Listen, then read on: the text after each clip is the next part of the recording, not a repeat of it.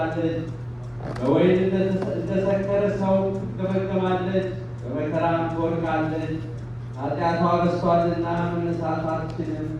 ያን ጊዜ እግዚአብሔር በነገሥታት ላይና በኢየሩሳሌም ሰዎች ላይ ልማቱ ያመጣል። በመከራ ይወድቃሉ፣ ተሰብስበውም ወደ አምባ ይጠጋሉ። ለሁለተኛም ትውልድ ይቀጠራሉ። እግዚአብሔር በመዓት በጎበኛቸው ጊዜ ዛታቸው ደሰም ይቀልጣል። ኃይል ያለው እግዚአብሔር በጽዮን በኢየሩሳሌም በመዓት ይነሳልና በሊቃውንትም ፊት ይመሰግናልና አምባቸው ይፈርሳል። ፈጣሪ እግዚአብሔር ድንቅ ተአምራትን አድርገሃልና የቀድሞው ምክር የታመነ ሆኗልና አመሰግንሃለሁ። ለስምህም እገዛለሁ።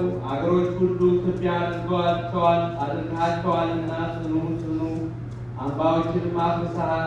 የኃጢአትን ምስር መሠረታቸውን አጥፍተሃልና አገሮችም ለዘላለም አይታደሱም። ስለዚህ ነገር ድሆች ወገኖች አመሰግነዋል።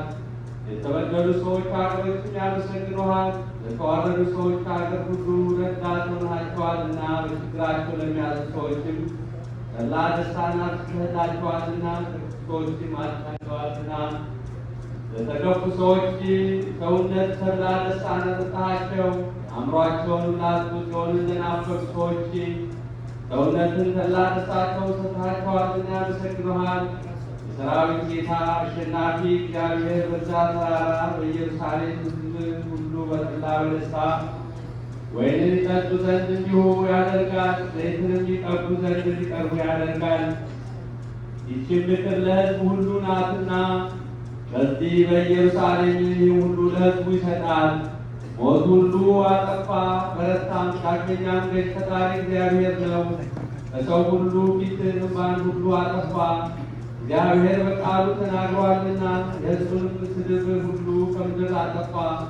እነሆ ያን ጊዜ ያመንበት ፈጣሪያችን እግዚአብሔር ነው። መድኃኒታችን እግዚአብሔር አመን ፈጽሞ ደስ አለን።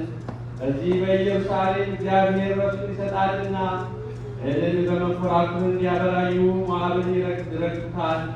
እሱ ክፉ እንዳደረገ እንዳጠፉም በእሱ እጃቸውን ያነሳሉ፣ ከደስታቸውም መዓቱን ያነሳል። እግዚአብሔር የሞዓብ ስድብ ያጠፋል፣ የሚጠቃበት አምባውን በላዩ ያፈርሱበታል። ምድር እስከ መሆን ድረስ ይዋረዳል።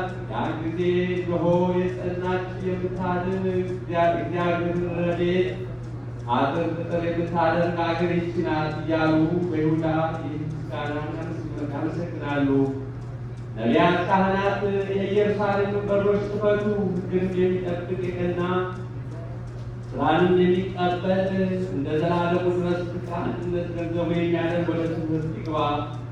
ለዘላለሙ ገናና ፈጣሪ ልትሆን አቤቱ አንተን ለመታመን በልዕልና የሚኖሩትን ፈጽመህ ያዋረድካቸው ጽኑ ጽኑ የሆኑ አምባዎችን ያፈረስካቸው ምድር እስከ መሆን ድረስ ያጠፋሃቸው አንተ ነህ። የተዋረዱ ሰዎችንም የዋሃን እግር ይረግጣቸዋል። ለደጋጎች የቀና ጎዳና ይሆናል፣ ደጋጎች ጎዳናም ትረገጣለች።